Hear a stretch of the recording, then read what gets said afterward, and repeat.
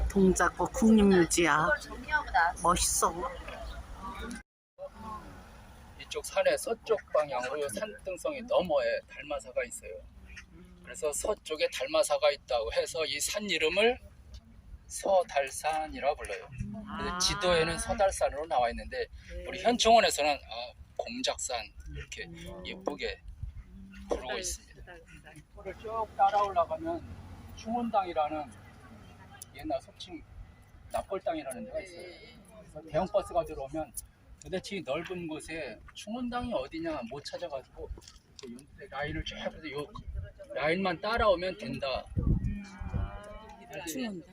상주에 버스가 올라가지 않고 있는데 다시 상주에 대형 버스가 올라가면 안장하러 충원당에 가는 버스입니다. 이게 이제 80년대 중반에 꽉 찼어요. 그래서 대전에다 새로 지어가지고 여기는 국립서울현충원, 대전은 국립대전현충원 하는데 이게 다 차고 대전에 만들었는데 대전도 이 바닥에 다 차버렸어요 벌써. 그래서 이걸 어떻게 하느냐 하다가 빌딩을 져가지고 납골당으로 하자. 그래서 22,000기를 안장할 수 있는 건물을 하나 졌는데 한 3년 만에 22,000기가 꽉 차버렸어요. 그래서 옆에다가 33,000기 빌딩을 새로 또 져서 이제 올라가고 있는데 벌써 한 만여 분이 안장돼 있고 한 25,000여 분 남았는데 앞으로 3년이면 꽉 차요. 도대체 왜 이렇게 많이 차느냐? 여기 하루 평균 15분이 들어오셔요. 그럼 365일 하루에 15명이면 1년이면 5,000에서 6,000분이 들어오셔요. 그러니까 33,000개 만들어도 5년 이내에 꽉 찹니다. 그리고 대전에는 안 되겠다 그래서 한 5만 기를 안장할 수 있는 대형 건물을 줬는데 대전에는 하루 평균 3분이 들어옵니다. 다 서울로만 들어오지 대전을 안 가려고 해요. 심지어 경상도 전라도에 있는 사람들도 서울로 가버려요. 자녀들이 다 여기 있으니까 대전으로 안 가요. 대전에 하루 평균 3분이 안장돼서 1년이면 1,000명이 들어오는데 5만 분을 수용할 수 있는 대형 건물을 줘서 앞으로 한 40년은 쓸 수 있어요. 대전에. 그래서 서울에 이렇게 하다 보니까 앞으로 3년이면 끝난다. 어떻게 하느냐 그래서 지금 연천에 민통선 바로 밑에 동두천 위에 전곡 위에 연천 위에 아주 까맣한 휴전선 바로 밑에 대형 현충원을 연천 현충원을 제3현충원 짓고 있어요. 내후년에 완공이 되는데 앞으로 3년 내 서울에 안장되려면 빨리 죽어야 일로 오고 3년 이후부터는 연천으로 가든지 대전으로 가야 돼요. 근데 여기 새로 조건이 있을 거 아니에요? 네, 조건. 그래서 저도 그리고 상위용사로 제도해서 상위연금 받는 사람 그리고 가장 중요한 전사자 그리고 대통령, 국회의장, 국무총리 이런 직급이 아주 높은 사람은 이유 없이 그냥 들어오는 물론 뭐 범죄했다면 안 되지만 그리고 국가의 명성을 떨친 사람 올림픽에 나가서 마상 그거 대회 나갔는데 어떻게 떨어져서 돌아가셨어요. 올림픽에 출전했다. 그래도 국립묘지 오시고 그다음 새마을운동본부 회장 하셨던 분 한복 디자이너 국제적 명성을 떨친 사람 그래서 우리 국가의 명예를 높인 사람들은 심사를 해서 여기 들어오게 됩니다.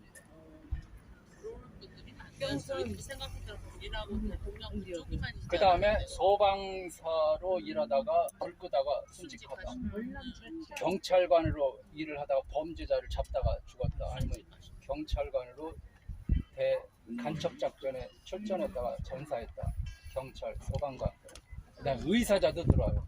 다른 사람을 한강에서 구해주고 대신 죽었다 무조건 들어온 게 아니라 월남 전사자입니다. 이쪽이 전부 다 월남전에 33만 명이 참전했고 5,000명이 전사했어요. 이 사람들 다시 지금 그래서 여기에 다 이게 월남 전사자 묘역입니다.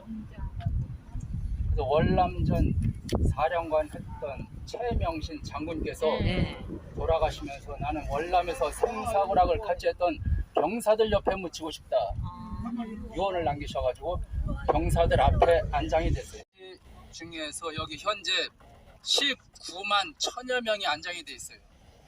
근데 매일 충원당에 평균 하루 15명씩 오기 때문에 숫자가 매일 올라가는데 지금 19만 1000여 명이 여기 전체 안장이 돼 있습니다. 그 가운데 제일 많이 찾는 사람이 이분이에요. 19만여 명 중에서 이분 찾는 사람들이 제일 많아요. 그래서 항상 꽂혀 있고. 그리고 이제 이 비석은 병사 비석입니다. 이등병, 일병, 상병, 병장, 하사, 중사, 상사, 원사 그런 일반 병 비석이 이렇게 돼 있어요. 그럼 장교, 소위 중위, 대위 그런 묘역은 이따 가시다 보면 조금 차이가 나요. 그 다음에 장군, 준장, 소장, 중장, 대장 비석은 또 좀 더 크고 그래서 장군, 그 다음에 장교, 일반 병 3단계로 차이가 좀 나는데 이거는 장군 비석이 아니라 병사들 가운데서 병사들 비석으로 안장이 있어요. 베트남에서 장군을 제일 우두머리 예. 했던 사람이. 그래서 안장을 하면서 어디다 안장을 할까 다 제일 앞자리에 이렇게 여기서 호령하고 지휘하는 것처럼 제일 앞자리에 하셨는데 아무튼 현충원에 오시는 분들 중에 이분이 제일 많이 찾아오셔요. 아무래도 한 10용사 묘역입니다. 따라해보세요. 6탄 68이 아니라 6탄 판 10용사 10용사 38선이 그어지고 러시아가 들어오고 여기 미군이 들어오면서 적대 행위를 이렇게 할 때 38선이 약하게 그어졌을 때 6.25가 일어나기 전에 우리나라에서 지리산, 제주도 4.3 뭐 이런 공산당이나 빨치산들이 굉장히 날떴어요. 6.25가 일어나기 전에. 근데 개성에서 송악산이 38선을 그으면 송악산이 우리 산이었어요. 송악산을 올라가서 북한을 딱 내려다보면 저것들 뭐 하는지 다 보여요. 어디 움직이는지, 군사 훈련 어디 가는지 다 보여요. 그러니까 북한이 저놈 자식들 우리 맨날 쳐다보는데 기분 나빠.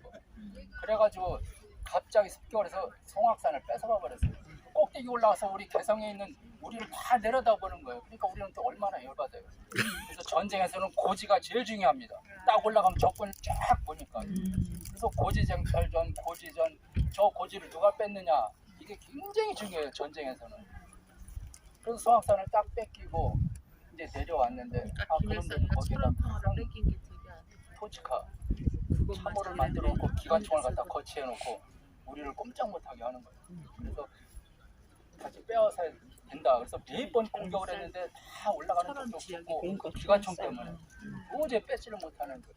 그래서 이 군대에서 시병사 특공대를 조직하겠다. 특공대 올라갈 사람 목숨 걸고 올라갈 사람 나와라. 그래서 나온 게 여기 10명입니다. 그래서 다른 사람도 있는데 너 결혼했잖아. 너는 안 돼. 너 외아들이잖아. 안 돼.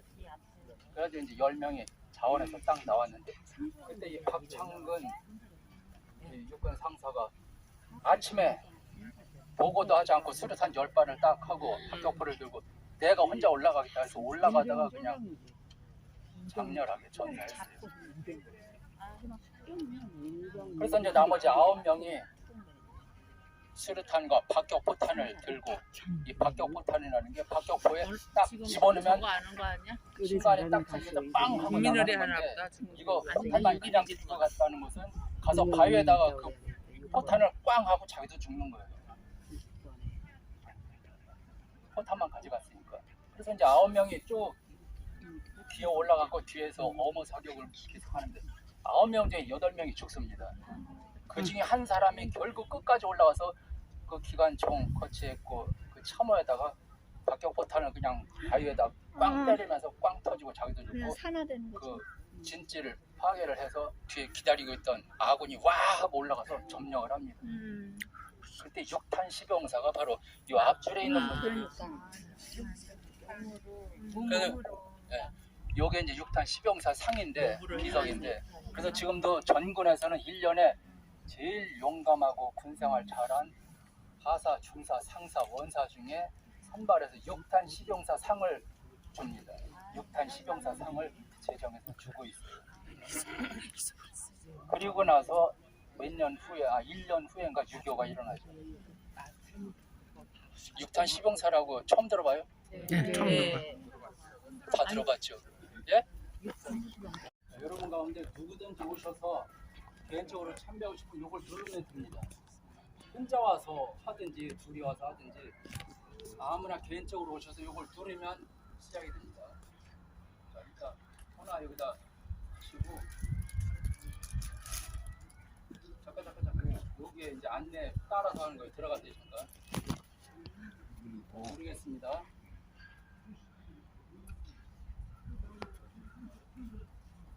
안녕하십니까. 국립서울현 중앙정례관입니다. 지금부터 저희 안내에 따라 현충판 참배를 시작하겠습니다. 분양하시겠습니다. 분양하실 분은 양으로 나오셔서 이쪽에 있는 3번 양무에 넣어주시기 예, 3번 넣으세요. 하늘에 감사하고 땅에 감사하고 또 사람에게 감사하는 3번입니다.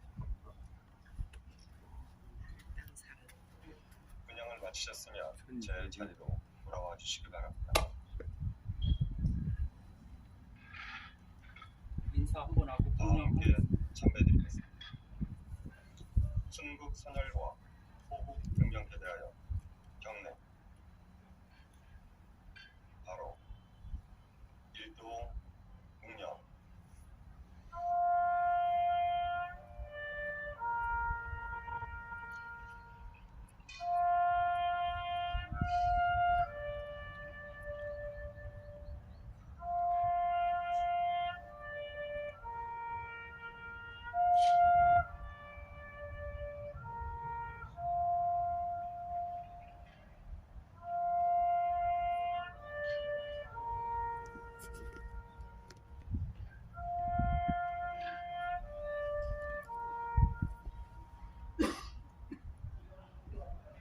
바로 이상으로 참배를 마치겠습니다. 이쪽으로 감사합니다. 위패판이라고 하고 이 전체를 위패 공안관이라고 합니다. 저번에는 뭐냐 6.25때 전사를 했는데 유해를 찾지 못한 사람 10만 4천 명을 이름만 써놓은 거예요. 그래서 지금도 국방부 유해 감식단에서 6.25때 전투가 치열했던 것을 지금도 계속 발굴 작업을 합니다. 유해 발굴 작업을. 그래서 현재 한 20여 년 동안 한 10,000여 명의 뼈를 발굴했는데 발굴이 되면 이 뼈가 누구 것이다 하고 확인이 되면 이제 유해 속에서 이런 군번이 나오면 이게 누군지 확인이 되잖아요. 이 군번이 두 개 있어요. 전사를 했다. 그러면 하나는 떼어서 국방부로 가져가고 하나는 그 사람의 유해 속에다 넣는데 어디에 넣느냐? 이거를 그 유해 어디에 넣어야 이걸? 그렇죠. 입에다가 넣어요. 이건 없어지지 않으니까 입속에 넣어요. 이런 데 넣으면 흩어지고 하는데 그냥 입 열면서 집어넣고 닫으면 멀리 못 가잖아요. 나중에 이제 발굴돼가 혹시 이게 나오면 이 사람의 영문으로 지금 과호 영어로 돼 있고 한글로 돼 있고 그리고 가장 중요한 그렇죠 혈액형이 여기 써 있습니다. 왜냐 막 전쟁을 하다가 부상당해서 기절했어요. 수혈을 해야 되는데 야 너 혈액형 뭐야? 할 수가 없잖아요. 그래서 얼른 이거 보고 이 친구 O형이네. 야 O형 수혈. 그렇게 해서 여기다 혈액형이 반드시 기록이 돼 있습니다. 그리고 여기 대한민국 육군이라는 표시도 돼 있어요. 왜냐하면 지금도 6.25 지역을 파보면 미군 유해도 나오고 중공군 유해도 나오고 중공군 유해가 나오면 중공에서 가져가기도 하고 또 북한 병사도 나와요. 북한 병사 가져가라고 하면 우리는 거기서 죽은 놈 없어 안 가져가. 그래가지고 저기 파주에 적군 묘지라고 중공군 북한군 묘지를 이렇게 많이 만들어놨어요. 북한에서 안 가져가. 그래서 군인들은 잔학계나 세수할 때나 항상 이거 목에 걸고 다니는. 만약에 이거 걸지 않고 어디 나왔다 그러면 이제 혼나죠. 저는 이제 목에 걸기가 불편해서 주머니에 넣고 지금 왔습니다. 그것만 드리려고. 그래서 유해를 발굴해서 신원이 확인되면 와서 이름을 지우고 밖에 이제 안장을 하고 누군지를 알 수가 없다. 확인이 안 되는 게 더 많아요. 그래서 한 10,000여 개 찾았는데 그 중에서 지금 확인되는 거는 한 20-30명도 안 돼요. 흔적이 다 없어져가지고 가지고 있던 노트 뭐 이게 이게 누군지 확인할 만한 것들은 다 써가지고 없어. 뼈만 조금 남았는데 그거 지금 누군지 확인 안 돼. 그래서 확인이 안 된 사람은 여기다 이제 안장을 하는 겁니다. 그래서 허공명령 무명공사에서 이 뚜껑을 열고 들어가면 뼈를 찾았는데 누군지 확인이 안 되는 사람, 그러니까 7천여 명의 교회를 이 속에 안장을 하고 무명공사피 이렇게 해놨어요. 여기다 아까 꽃 가져오신 게 계속 들고 다니기 그러니까 여기다 하나.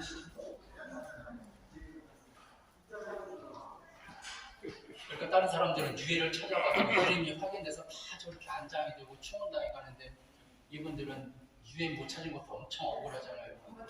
10만 4천 부인도 4천 명의 명단입니다. 오늘이 6월 3일, 그러니까 6월 3일 전사한 사람 명단.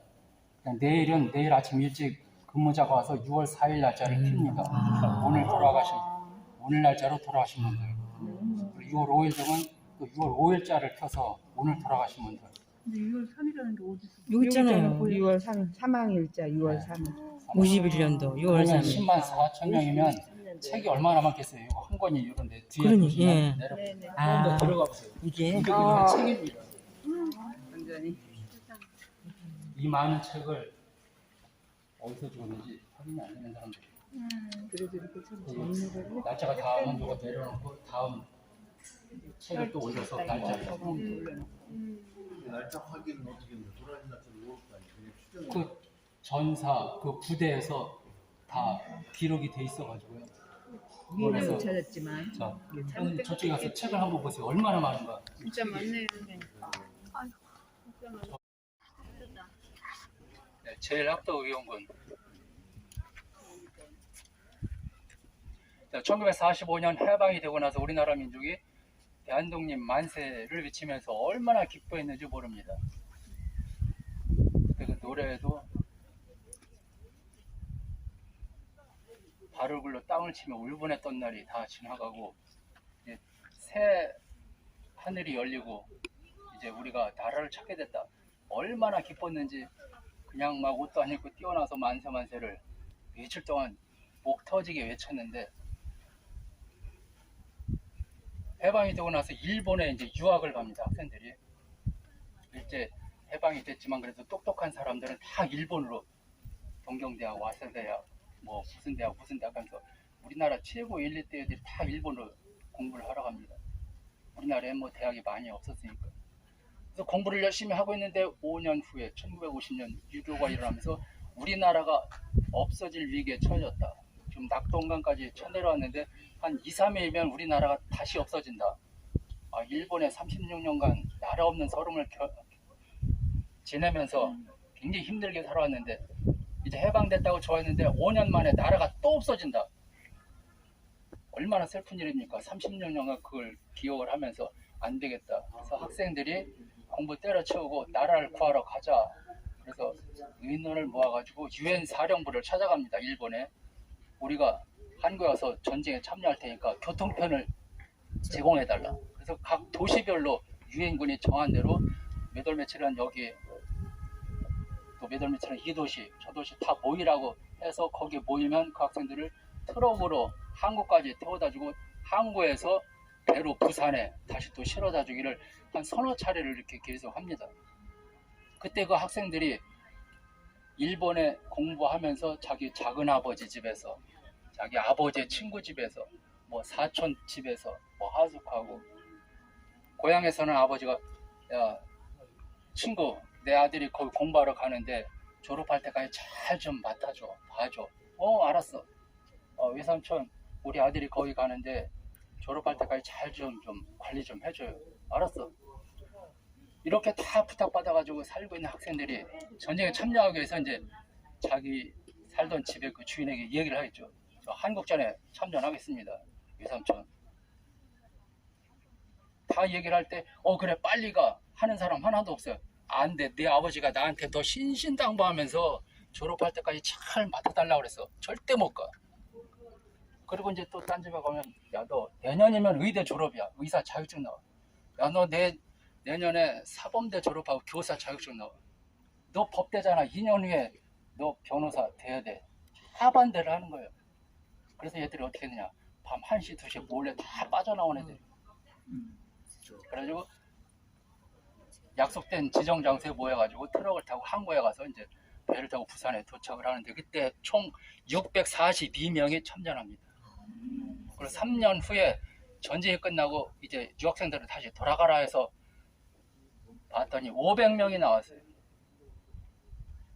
142명이 전사한 거예요. 그 중에 142명 중에 유해를 발굴해서 누군지 확인된 사람 90명을 여기다 안장을 했어요. 52명은 아직 못 찾았어요. 학생들. 그래서 전쟁이 끝나고 500명이 자 이제 공부하러 다시 일본으로 가자 했는데 일본에서 어디를 못 들어와. 아 왜요? 아 네놈들은 여권도 없이 부단 이탈했잖아. 못 들어와. 또 다 막아버려요.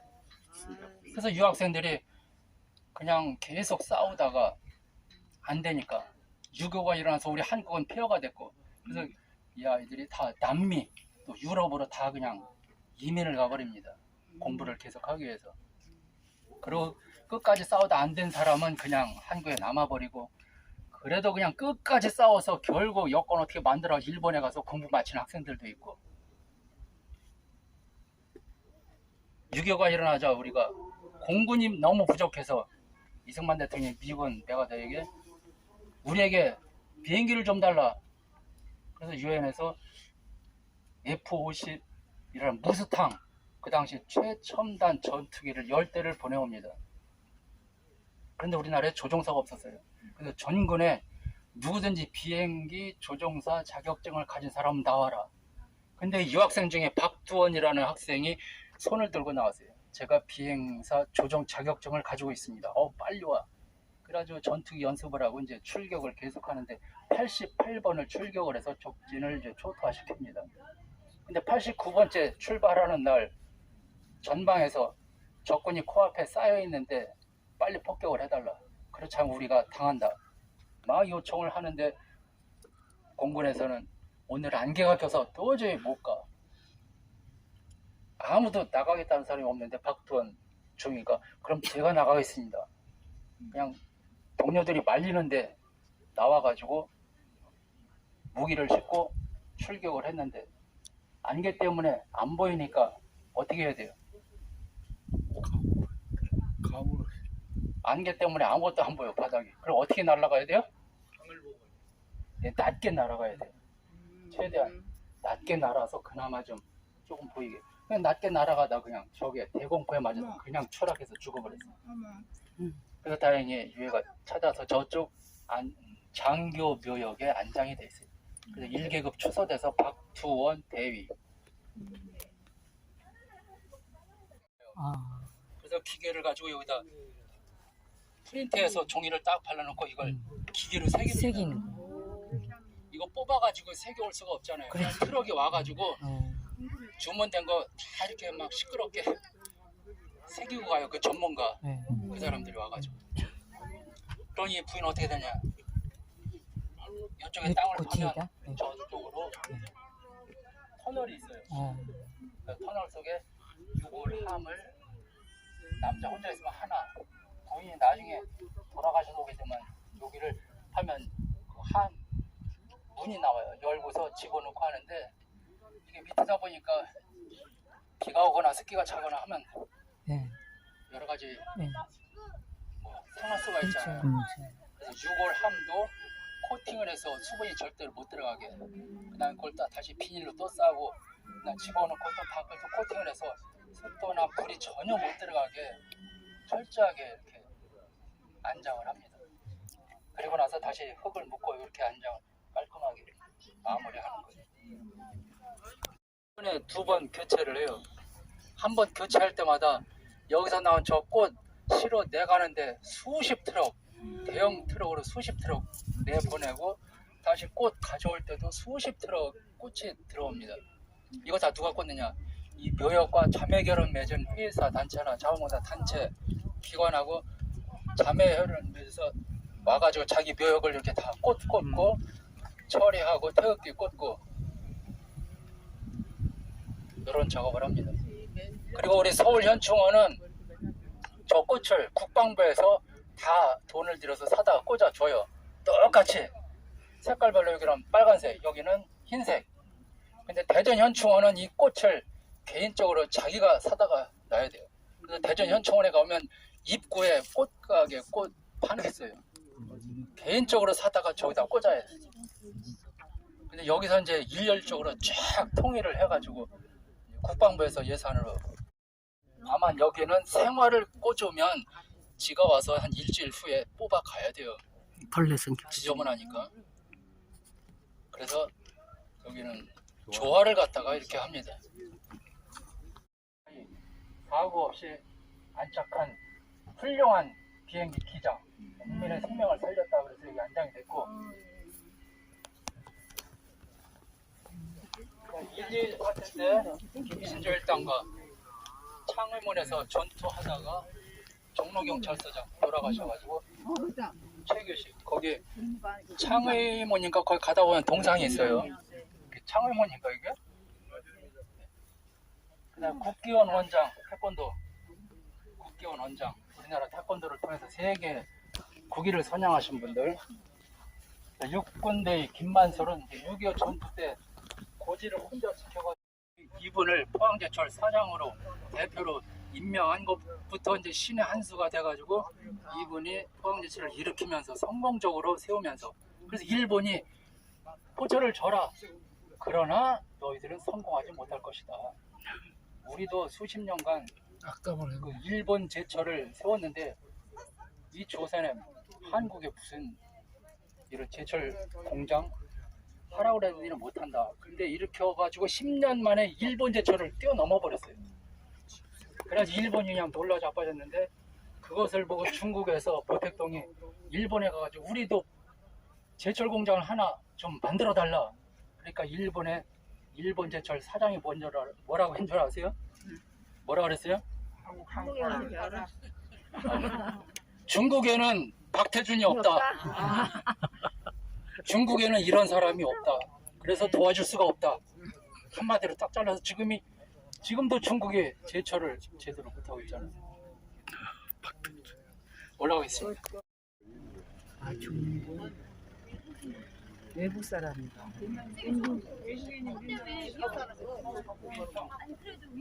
서비병 박자 좀더 차려.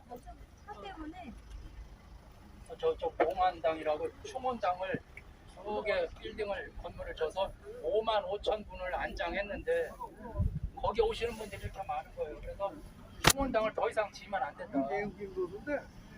오늘 현충일도 아닌데 이렇게 차가 많이 와가지고 지금 상주의 버스 지금 올라오려면 이렇게 길 막혀서 못 가요.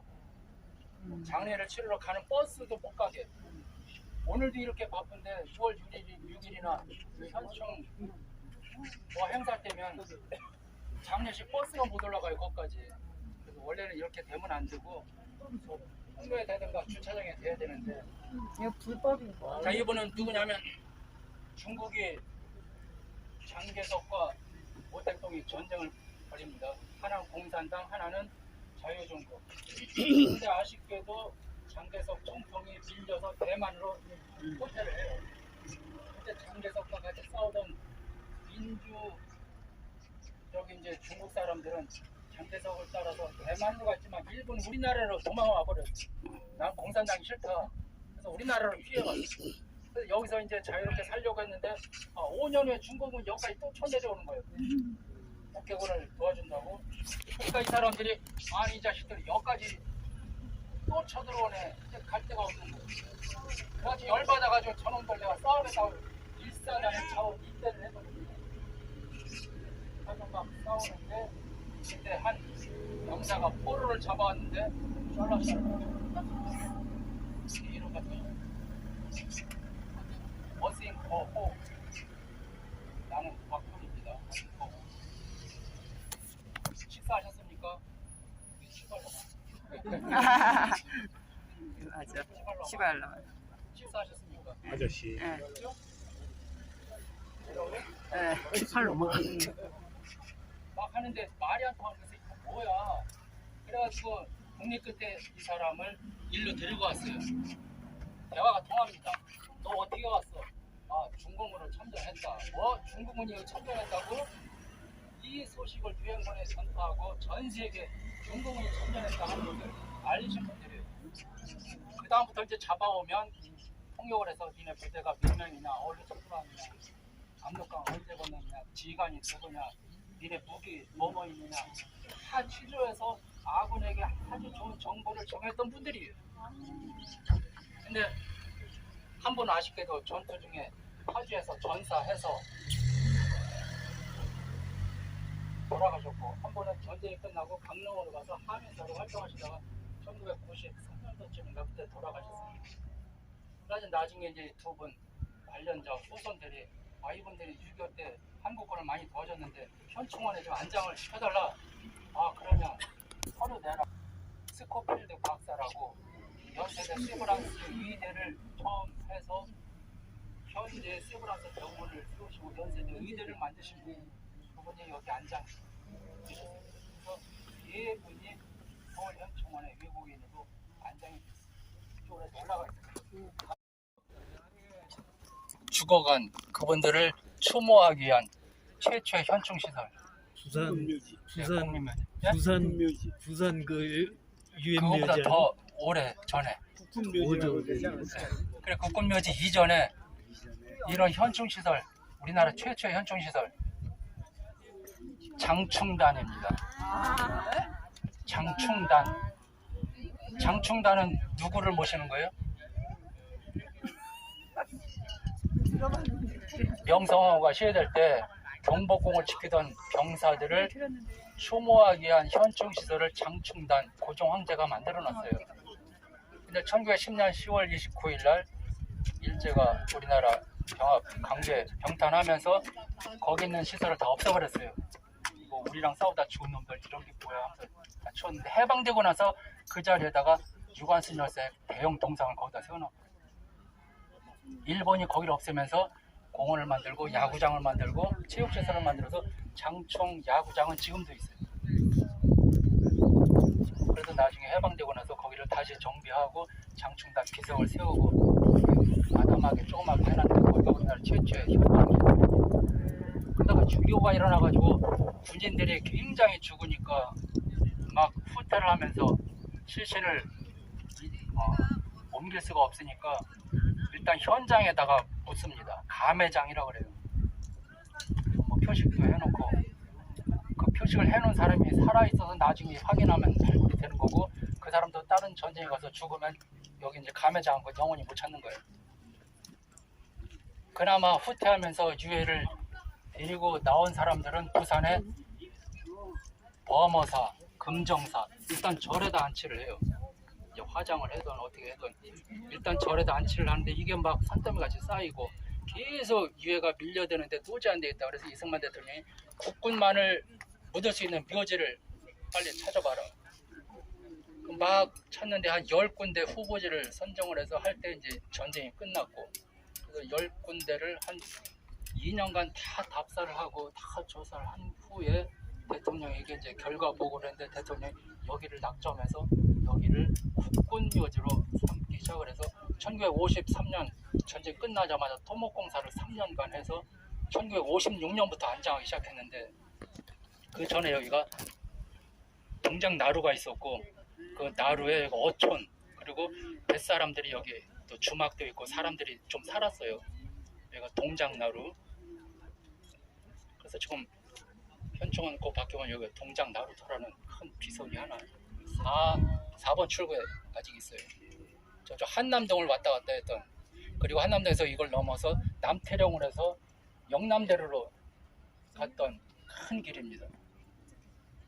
그래서 이 동네 사람들을 다 돈을 주고 서초에 경찰들이 항의를 했어요. 우리도 전쟁하다가 죽었어. 맞아. 니네도 들어와. 그래서 여기 경찰관 묘지. 그래서 이쪽은 다 경찰관 묘지입니다. 근데 경찰관 묘지는 자리가 아직 굉장히 많이 남아있어요. 그래서 지금도 이제 들어오긴 하는데, 경찰관 묘요.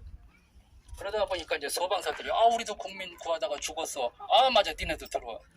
우리는 국가를 위해서 싸우다가 죽었어. 들어오세요. 아까 저기 한복 디자이너, 국기원 원장, 새마을운동 회장 뭐 이런 분들 다 들어와라 하다 보니까 국군묘지가 국립묘지로 이제 바뀌어야 되는 겁니다.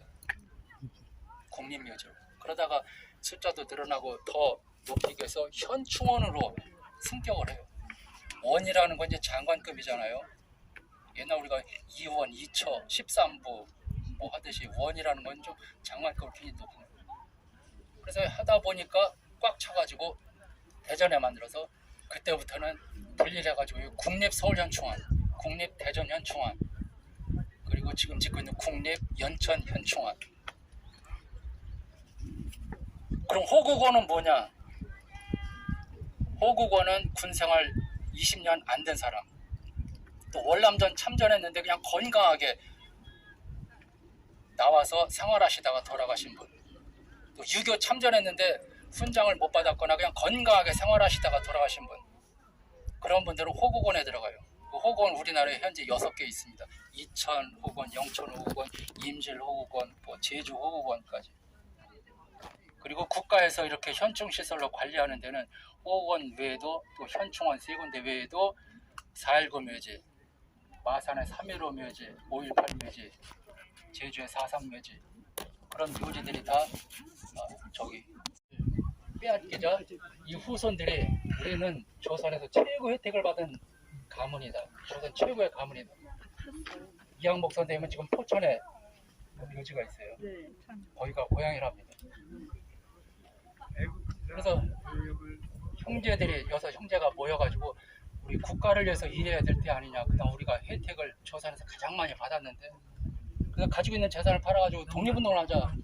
그때 둘째가 이서경인데, 이 서경이 바로 그 당시에 조선 말에 영의정이었던 이유선,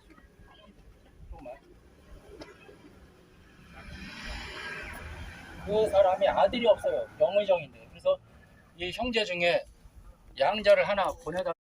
그래서 이분을 기록한 이 비석 여기 있었는데, 비석 그냥 갖다 치워버리고 그래야지.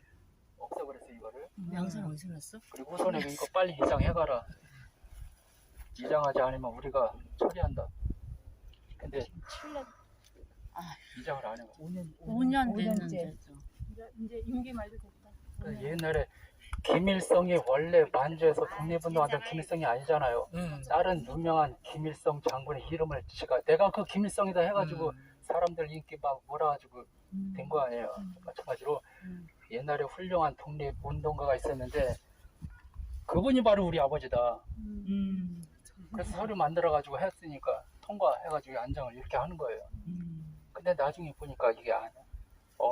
다시 이장해가라. 그래서 저쪽에 이장해간 분도 어느 날 그 후손이 이렇게 우연히 가다 보니까 자기 아버지 묘지가 있는 거예요. 우리 아버지 저기 계신데 우리 아버지 묘가 있지? 조사해보니까 다 자기 아버지 내용이야. 그래서 국방부에 아이고 우리 아버지 저기 지금 못 오시는데 우리 아버지 묘가 왜 여기 있느냐.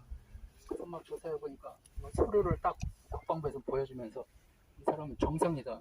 그러네. 근데 후손은 아니다 하면서 그 서류를 다 조사하는데 한 10년 걸려가지고 결국 해서 한 10년 넘게 해가지고 가짜임이 판명됐는데 후손들에게 이장해가라 그랬는데 한 10년 만에 이장을 해왔어요. 저쪽에 이제 긴 데가 있어요. 그걸 누가 찍어다가 세게 알렸어. 이 사람입니다. 이 사람 뭐라고 하지는 못하고 외국으로 나가라고 해서 추방해가지고 캐나다로 가버렸어요. 그냥 죽이고 싶지만 그때 죽이지 못한 것은 일본이 영국, 미국, 캐나다 영연방 국가들하고는 어쩔 수 없이 사이좋게 지내했어요. 가스라 테프트 조약으로 미국과 조약을 일본이 맺으면서 미국은 필리핀 먹어라, 우리는 조선 먹겠다, 이런 계약이 있어가지고 미국하고는 아무튼 사이좋게 지내요.